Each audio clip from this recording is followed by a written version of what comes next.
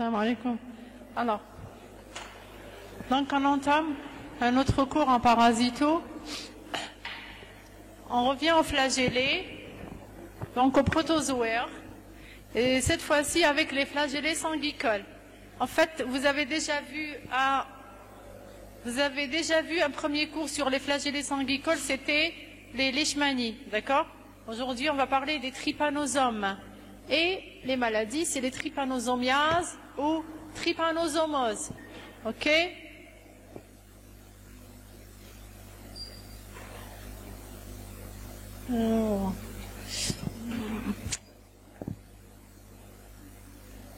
Donc, en introduction, on va dire que les trypanosomiases sont des parasitoses touchant de nombreux pays dans le monde, mais surtout dans l'Afrique subsaharienne et l'Amérique. En fait, elles sont provoquées par des protozoaires flagellés sanguicoles ou tissulaires et transmises par l'intermédiaire d'un hôte intermédiaire. Donc, il y a transmission vectorielle. Ok? Les trypanosomes sont transmises de l'hôte intermédiaire vers l'hôte définitif par un arthropode vecteur hématophage. En fait, on va différencier nos trypanosomiases en 3 entités cliniques. 2 trypanosomiases africaines et une trypanosomiase américaine. Et on va faire notre cours comparativement, d'accord? On va comparer les africaines aux américaines. En fait, pour les africaines, on l'appelle aussi la maladie de sommeil.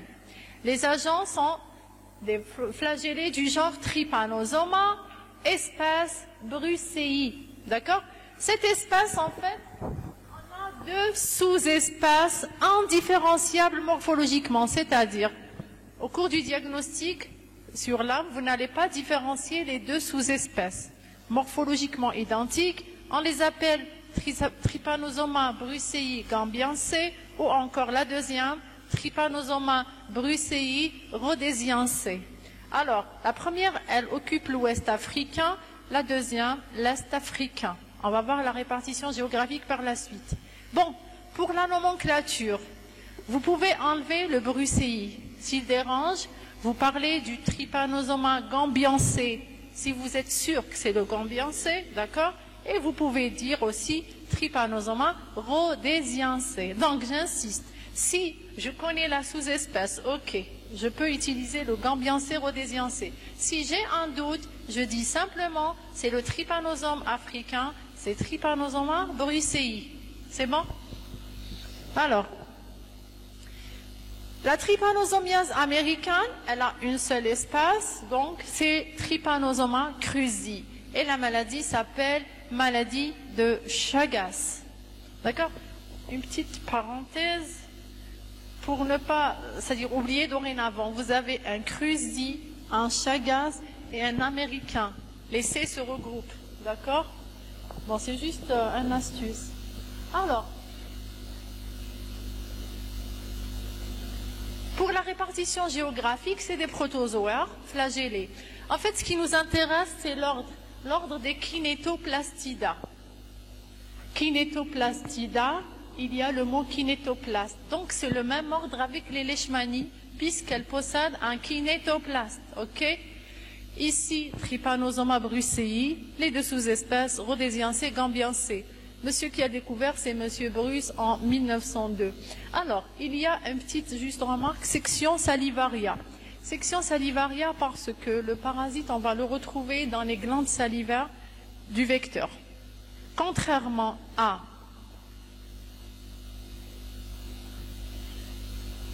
Trypanosoma cruzi, qui est du même ordre Kinetoplastida, mais qui est stercoraire, c'est-à-dire qu'il va être retrouvé dans la partie terminale de l'intestin, donc éliminé dans les matières fécales, si vous voulez, les déjections de l'hôte intermédiaire. Ok? Donc la différence, elle est juste dans la localisation de ces parasites par rapport au vecteur. Sinon, donc, on est dans l'ordre des Kinetoplastida, et dans la description, on va trouver ce fameux kinétoplaste. Alors, on va décrire nos espèces, soit pour l'américaine ou l'africaine. En fait, la morphologie parasitaire, on va la trouver Chez l'hôte intermédiaire, comme chez l'hôte définitif, on a deux hôtes différents. Ok? Alors, pour le brucei, deux morphologies. Tripomastygote, épimastygote. Le cruzi peut prendre quatre aspects morphologiques. Tripomastygote, amastygote chez le malade, épimastygote, promastygote chez le vecteur. On va les décrire un par un. Alors, on commence par Trypanosoma brucei, forme tripomastygote. Alors, quand je dis tripomastygote, directement, il faut imaginer une forme végétative mobile avec une membrane ondulante. D'accord? Quand je dis forme tripomastygote d'un trypanosome égale forme mobile végétative possédant une membrane ondulante. D'accord? Alors pour la description, donc c'est une forme allongée. Sur le grand axe ici, elle fait 15 à 20 microns. D'accord? Elle a, en fait, la visualisation des organites, elle se fait mieux après coloration. On a dit le meilleur colorant pour les flagellés, c'est le Giemsa ou bien le MGG, mais Grenois de Giemsa. Alors, qu'est-ce qu'on peut visualiser? Un noyau, puis une formation, le fameux kinétoplaste. Kinétoplaste, c'est de l'ADN intramitochondrial. C'est pour ça, après coloration, il va prendre la même couleur que le noyau en violacé. D'accord? Alors, ce kinétoplaste, il est dans la partie postérieure du parasite. Il est dans la partie postérieure, il est petit et il est subterminal. Pourquoi subterminal? Regardez, il y a un espace ici. Donc, il n'est pas terminal, franc, il est sub. Il y a un espace entre le kinétoplaste et la terminaison de la cellule ou bien du protozoaire. Alors, il est petit, postérieur, subterminal. À proximité, il y a la naissance de la membrane ondulante qui se termine par un flagelle libre antérieur. D'accord? Donc, la mobilité, c'est toujours vers l'avant. Donc, là où il y a la flagelle libre, c'est la partie antérieure. Là où il y a le kinétoplaste, c'est la partie postérieure du parasite. En fait, cette forme, elle est libre. Donc, elle doit être exocellulaire. Elle n'est jamais intracellulaire. Elle se divise, en fait, par une simple division binaire. C'est un parasite du sang. Donc, on le retrouve dans le sang, mais en dehors des cellules. D'accord? Ça, c'est un frottis. Donc, on a un frottis coloré au MGG ou bien au Giemsa. Et vous avez les différents constituants. Ici, on a des hématies et nos trypanosomes tripomastygotes. Vous cherchez toujours un kinétoplaste. Bon, j'arrive pas bien à voir ici. Il est là. Il est postérieur, subterminal. D'accord, vous voyez mieux de loin. Il faut toujours rechercher ce kinétoplaste. Ok.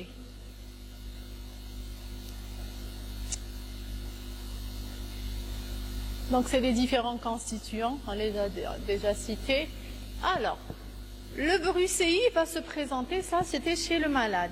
Chez le vecteur, il va se présenter sous un autre aspect ou une forme qu'on appelle la forme épimastygote. C'est quoi une forme épimastygote? C'est une forme allongée, même chose, presque 15 à 20 microns de long. Et là, la partie antérieure, elle se termine ici. Il y a un flagelle libre. Après coloration, on peut voir noyau kinétoplaste. Noyau kinétoplaste. Ils sont très proches. Le kinétoplaste est proche du noyau. En latin, épi égale proche. Donc, quand votre kinétoplaste est proche du noyau, on parle d'une forme épimastygote. Ok? Donc, c'est une forme qu'on ne retrouve pas chez le malade. On va le retrouver chez le vecteur, mais aussi dans les milieux de culture à base de sang, milieu NNN en particulier. Alors,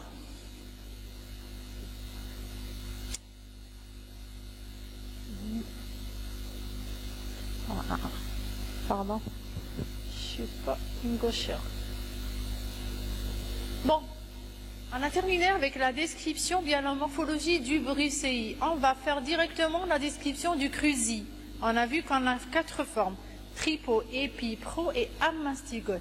Alors la tripomastygote, presque même taille, noyau central, la même chose, mais regardez, c'est des formes qui ont tendance à prendre une forme en C. Elle n'est pas étalée comme l'autre, d'accord? En général, elle est recourbée comme un C, d'accord? Et si on va chercher notre kinétoplaste, on va voir qu'il est gros, postérieur, terminal, d'accord? Donc il est gros, postérieur, terminal. La membrane ondulante n'est pas toujours bien visible, contrairement à la première, et elle se termine par un flagelle libre antérieur, d'accord? Cette forme, elle est en exocellulaire, c'est vrai, mais elle ne se multiplie pas chez le malade. C'est-à-dire, si vous êtes infesté par 30 tripomastygotes, ça restera 30. Ils se multiplieront par la suite, d'accord? La tripomastygote ne se multiplie pas. Pardon?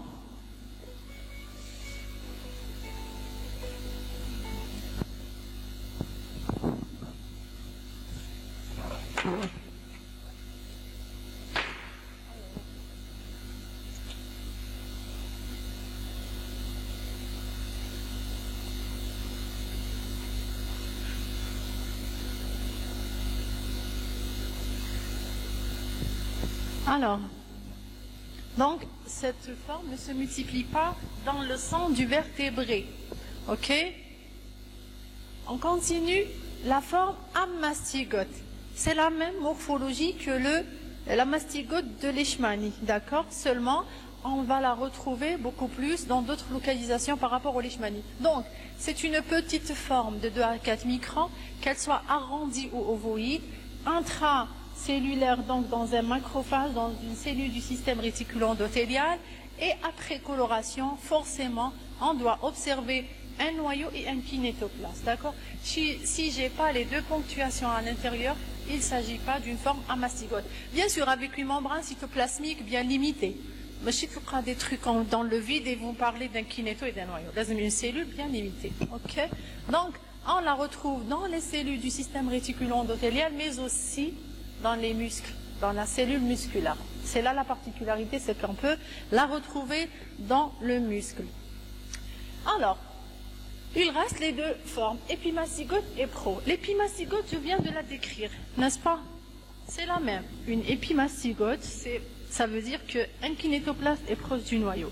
La promastygote, elle ressemble à la promastygote des Leishmani, c'est-à-dire vous avez une forme allongée, un noyau central, un flagelle antérieur et surtout le kinétoplaste qui est antérieur, proche du flagelle.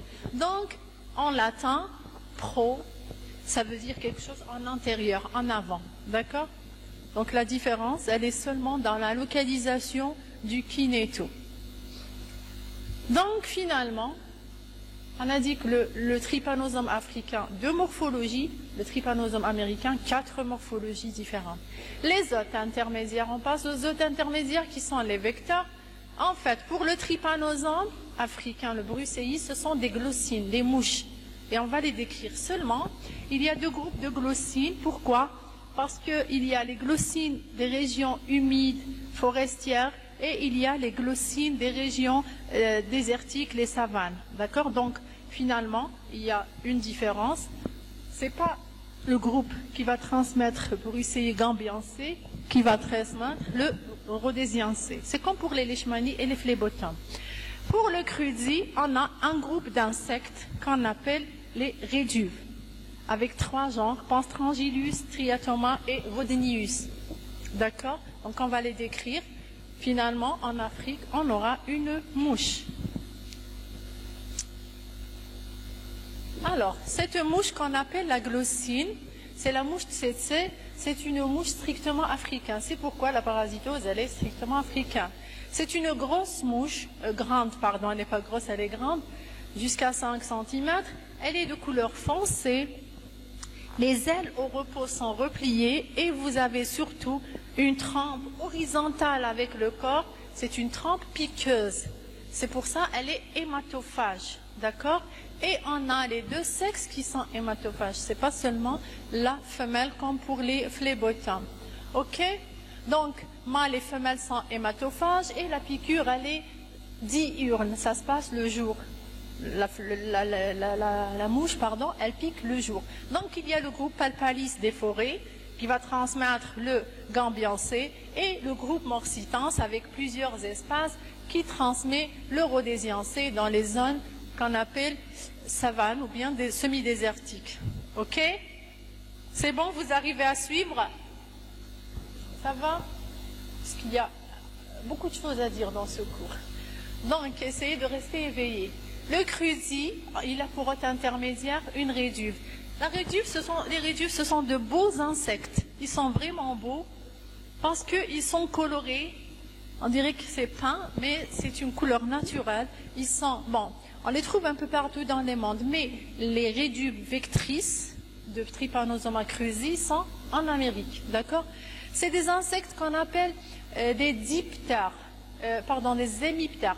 Hémiptères, contrairement aux diptères, ils ont 2 ailes. Les hémiptères, ils ont 4 ailes, donc 2 paires. Mais n'empêche, elles ne volent pas, elles sautillent, d'accord? C'est des sauts, des petits sauts, donc elles restent quand même basses, ok? Donc elles sont incapables de voler et elles se nourrissent sur un autre au repos parce qu'elles prennent un repas sanguin assez long, 30 minutes, 40 minutes, d'accord? Et tous les stades sont hématophages dans les 2 sexes, donc même les larves, les nymphes, etc. Très bien. Les réservoirs de parasites. Quels sont les réservoirs? En fait, en Afrique, toujours pour le Gambian C, c'est une espèce beaucoup plus anthropophile parce que l'homme est le principal réservoir. N'empêche, elle peut atteindre des animaux herbivores, soit domestiques, soit sauvages. Contrairement au Rhodésien C, qui a pour principal réservoir des herbivores sauvages. Donc, à l'ouest, le principal réservoir, c'est l'homme. En l'est, le principal réservoir, c'est l'herbivore, c'est l'animal. Il est important de connaître les réservoirs. Pourquoi? Dans la lutte, dans la prophylaxie. Okay? Le cruzi a donc des réservoirs animaux, soit domestiques, soit sauvages, mais c'est surtout des rongeurs sauvages, parce que dans les pays d'endémie, on a trouvé que ces rongeurs étaient infestés presque à 100%. Donc c'est un véritable réservoir. Alors, on avance avec le mode de contamination. Comment on est contaminé? On a dit, c'est vrai, pardon, par l'intermédiaire d'un hôte intermédiaire, c'est-à-dire il y a transmission vectorielle. Alors, pour le brucei, principal mode, c'est la piqûre.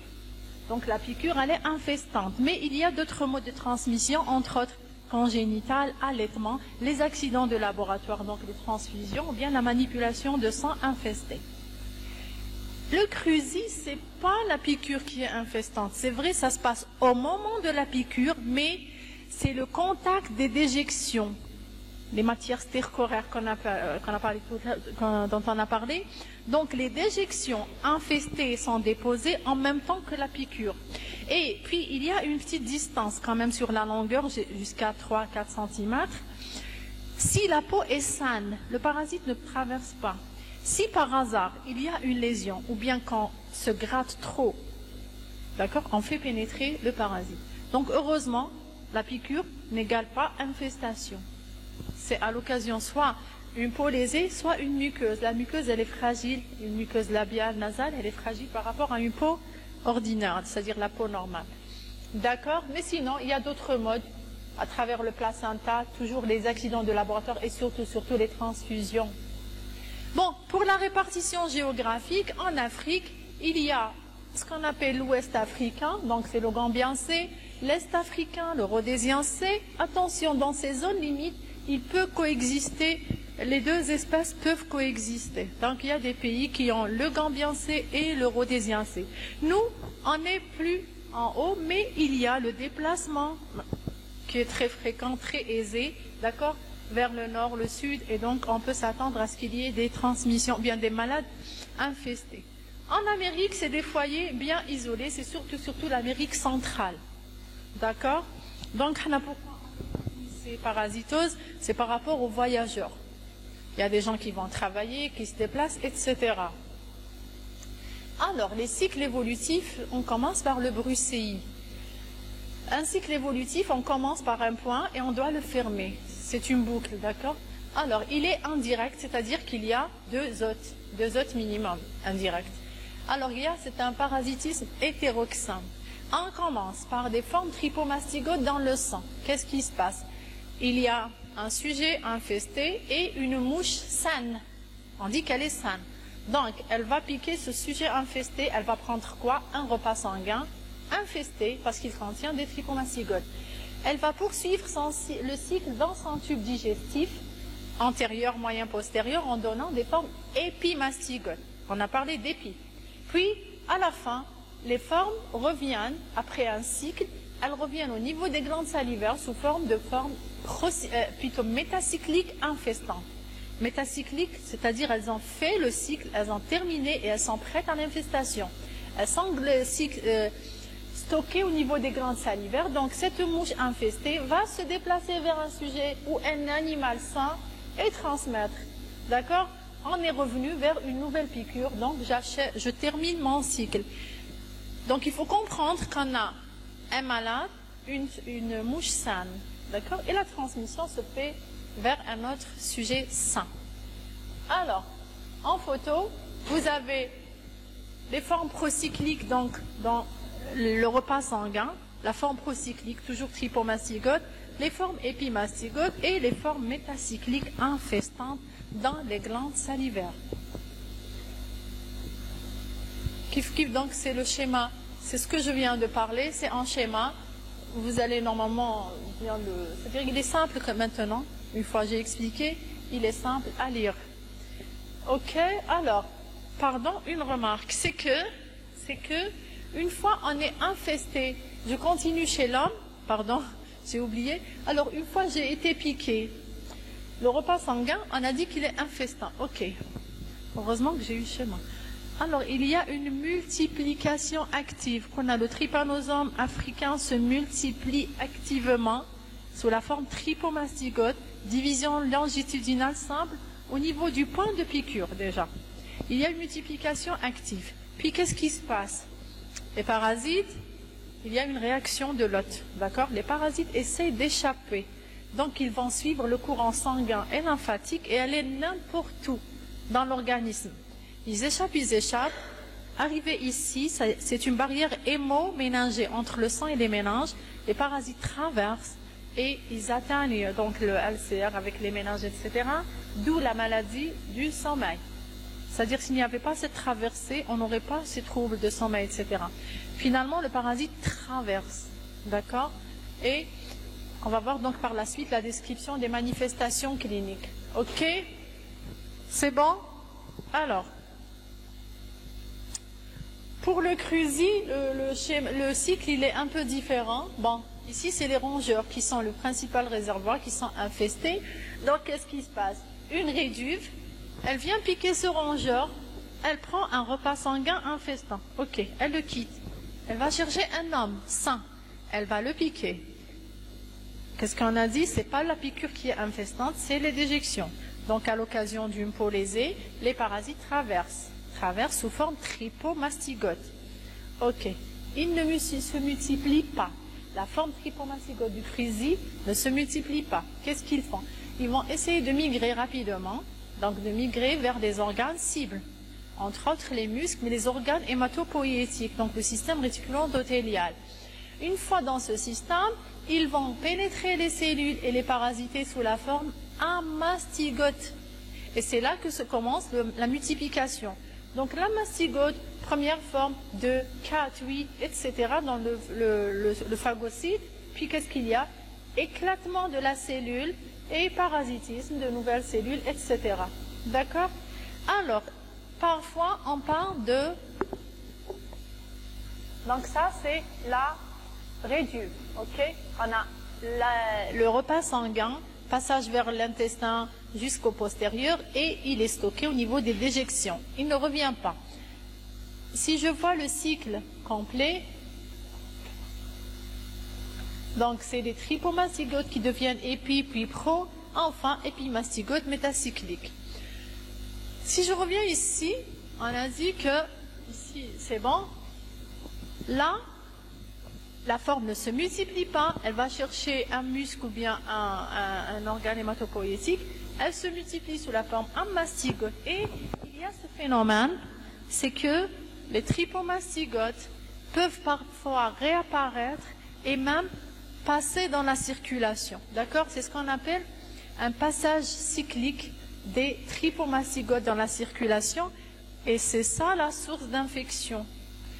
D'infection, ou bien c'est la source pour la réduve. Parce que, supposons il n'y a pas ce passage, une fois cachée dans le muscle, la réduve, elle va sucer du sang. Elle ne va pas prendre une biopsie musculaire ou quelque chose. Elle va prendre un repas sanguin. Si le repas sanguin n'est pas infestant, eh bien tant pis. Ok? Mais comme il y a cette recharge périodique du compartiment sanguin, la réduve, par hasard, elle a de la chance, elle va trouver des trypanosomes dans le sang.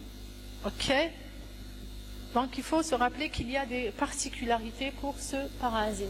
Bon, cliniquement, on ne va pas trop insister parce que bon, vous êtes en préclinique. Alors le brucei, on a une phase, comme je dis, phase d'incubation. C'est la phase, ou bien c'est le délai entre l'infestation et l'apparition des premiers signes. D'accord?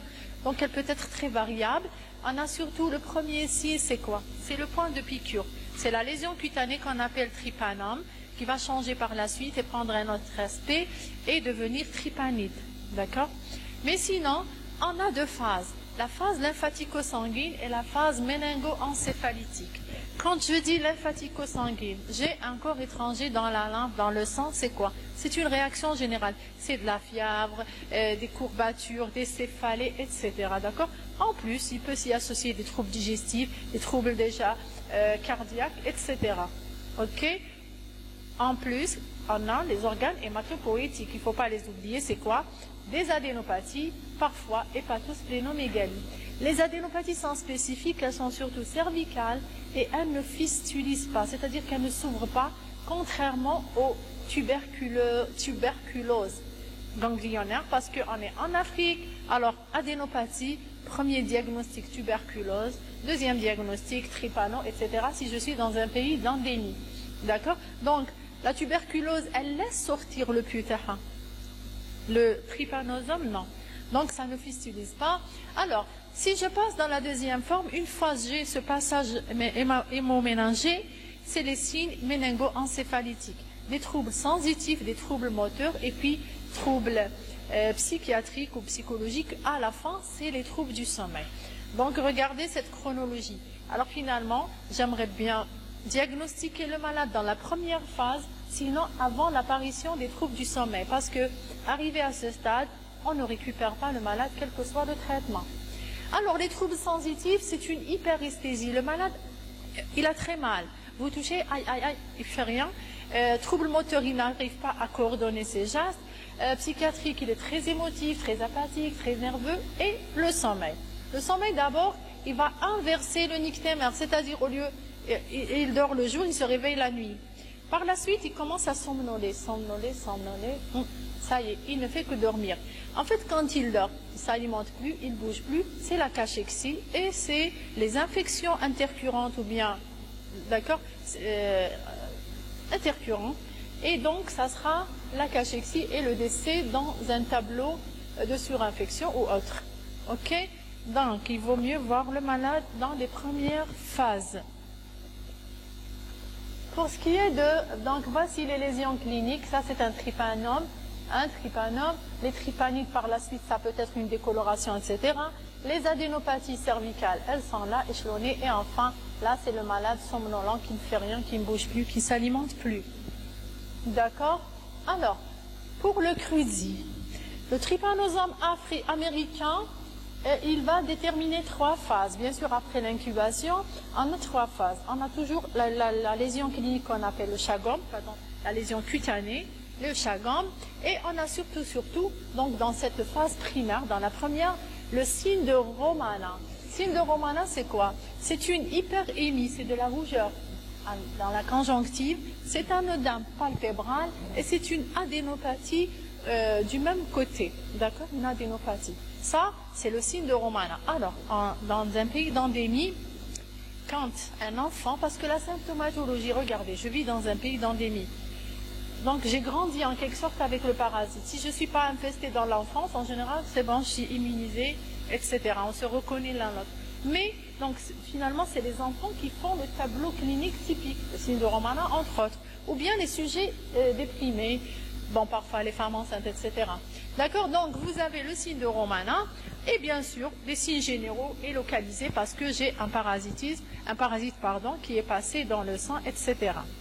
Deuxième phase, on l'appelle la phase indéterminée. Là, il n'y a plus de signes pratiquement.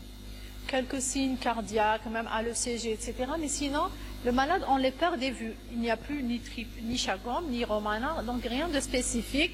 Et là, la mortalité, elle est grande. D'accord? Parce que ça va durer jusqu'à 10 à 20 ans et les malades reviennent avec des lésions de la phase chronique. Pardon, vous m'excusez. Donc, c'est la phase chronique, c'est les méga-organes. Alors, les méga-organes, le parasite, il s'est développé dans un œsophage, dans un côlon. Il s'est multiplié de 10 à 20 ans. Donc, il vous a donné un méga-côlon, un méga-œsophage, une cardiomégalie. Et donc, le malade, il décède soit bien avant, sinon, on lui fait de la chirurgie. Et malgré, est-ce qu'il va échapper ou non? D'accord? Donc, très important, il faut voir le malade dans la phase aiguë.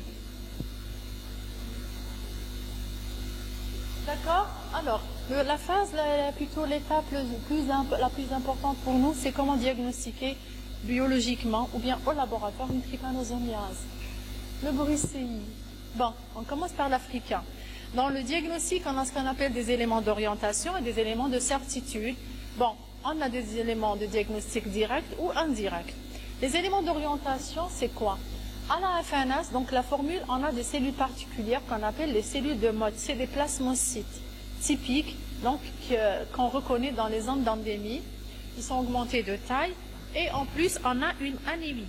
D'accord? Donc, anémie associée à une plasmocytose. L'ABS accéléré et protidogramme, donc le profil des protéines, on a une élévation des immunoglobulines contre une baisse de l'albumine. C'est ce qu'on appelle une inversion du rapport protidique. D'accord? Justement, les IgM sont très augmentés dans la trypanosomiase africaine. Pourquoi? Je pose la question. Alors, réfléchissez pourquoi les IgM sont très augmentés.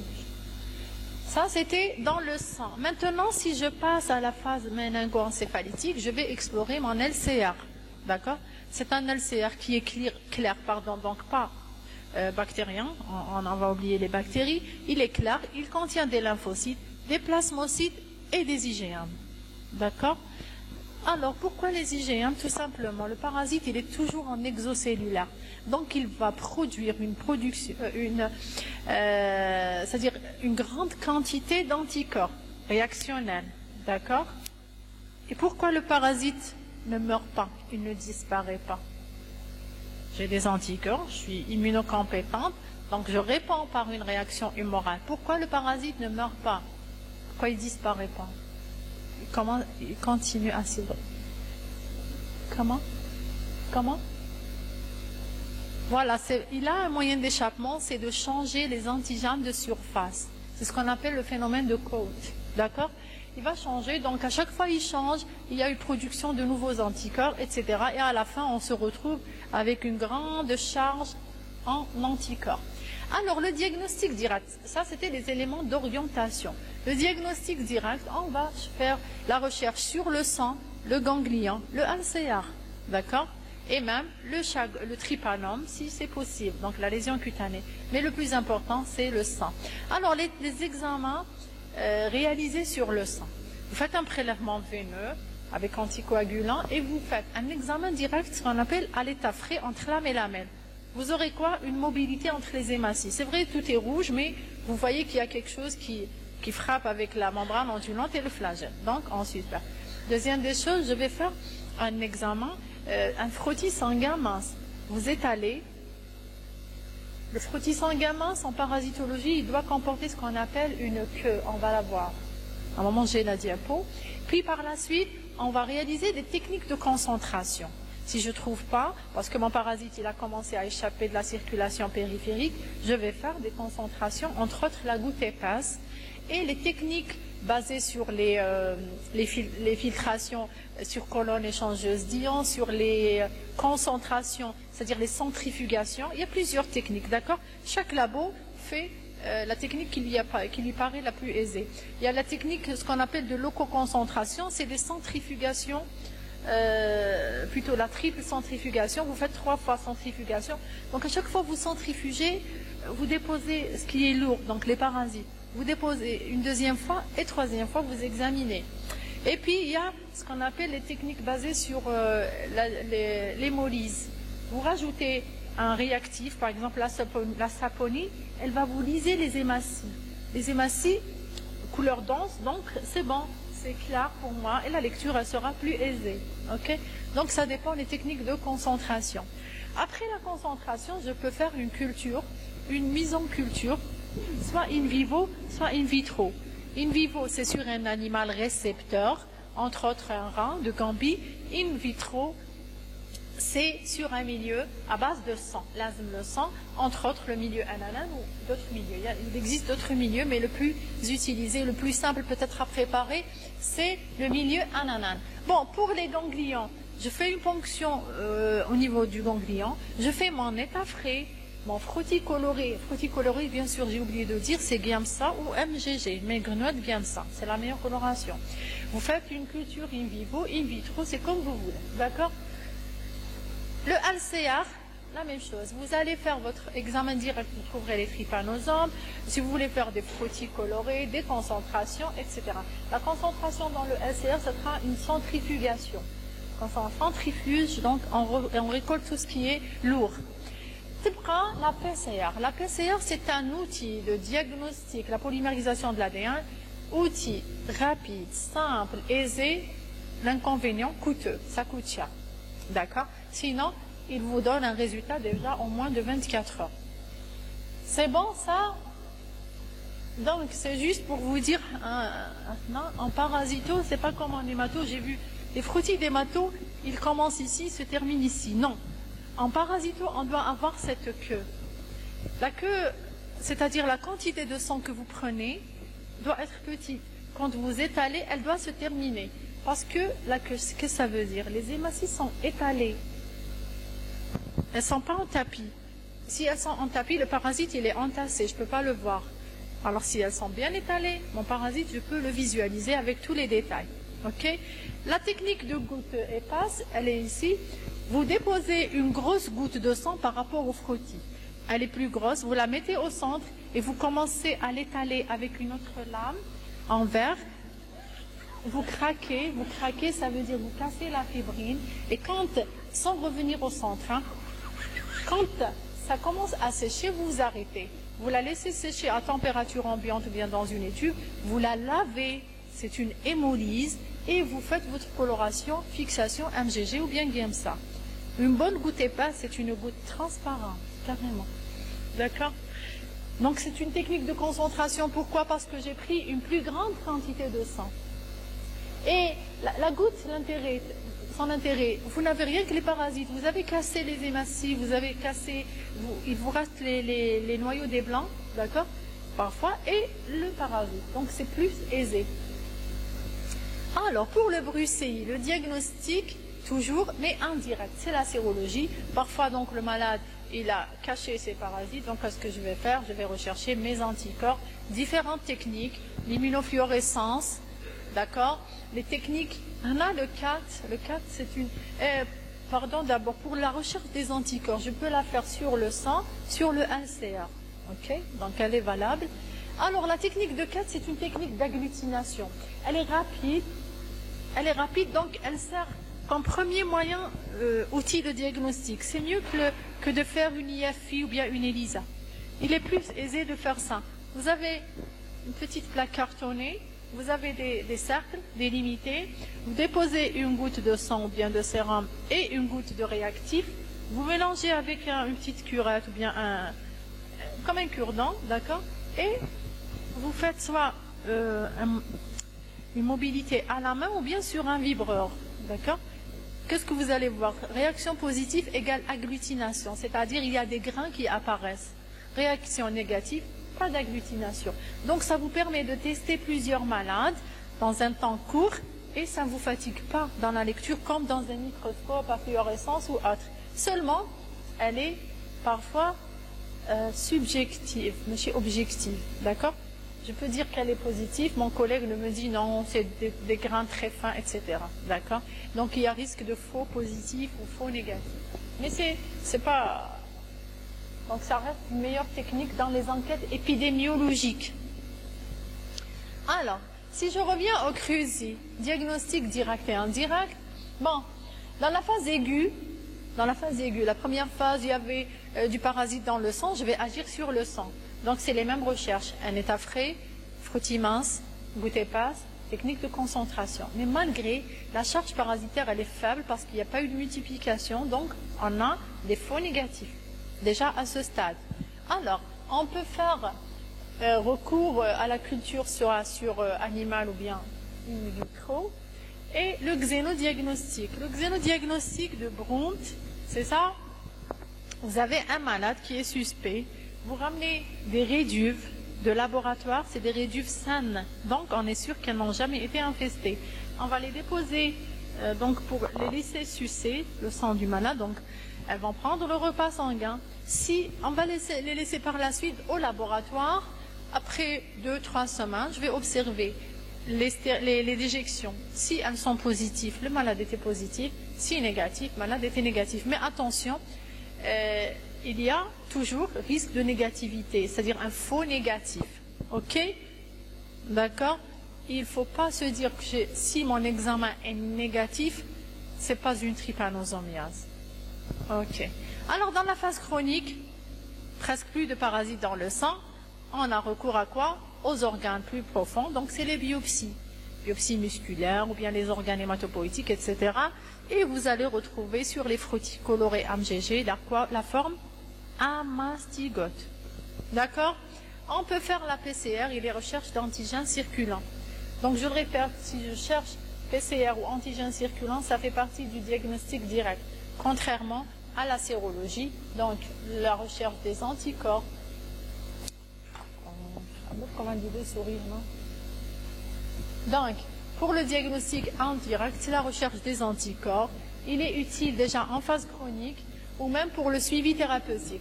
Donc, l'intérêt des anticorps, ils ont un double intérêt. C'est vrai, c'est le diagnostic, mais aussi pour apprécier la réponse au traitement.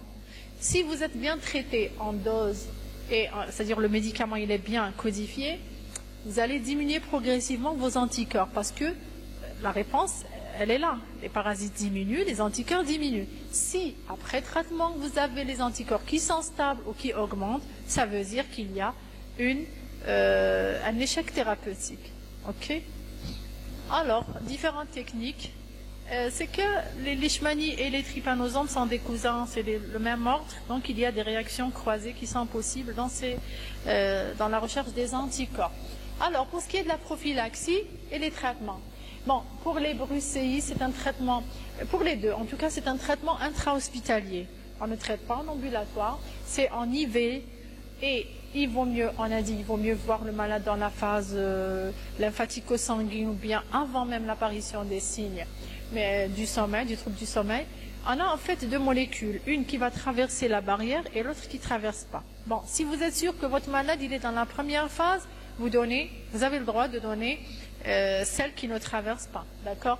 Sinon, dans le moindre doute, on agit par la molécule qui doit traverser. On a des risques de rechute, donc le suivi sérologique, notamment par les anticorps, il est long, jusqu'à 2 ans, d'accord? Pour voir qu'il y a guérison réelle, parce que c'est des parasites profonds dans le sang, etc. Donc il faut prendre tout son temps pour affirmer la guérison. La prophylaxie, chauffe-vous, la prophylaxie, vous dessinez toujours le cycle évolutif. Le cycle, qu'est-ce qu'il contient? Les hôtes, les différents hôtes et les modes de transmission. Donc vous coupez toujours, hôte intermédiaire, hôte définitive, vous essayez de couper et vous essayez d'aller vers les réservoirs pour les diminuer ou les tuer carrément.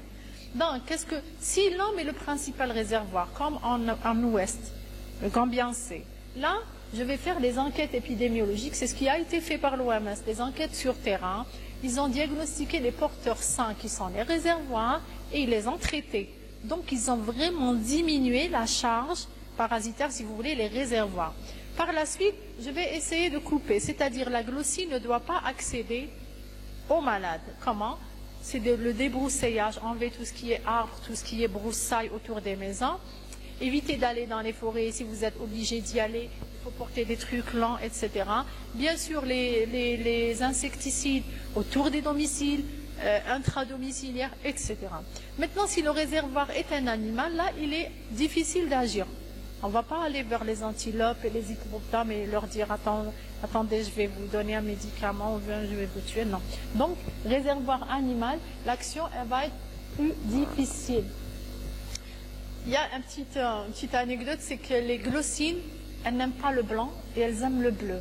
Donc, les gens, dans les pays, c'est-à-dire infestés, ils portent du blanc. Par contre, quand ils mettent leurs pièges, c'est des pièges bleutés. Bleu imprégné d'insecticides. Donc, une fois la mouche est liée, c'est bon, elle va finir par périr.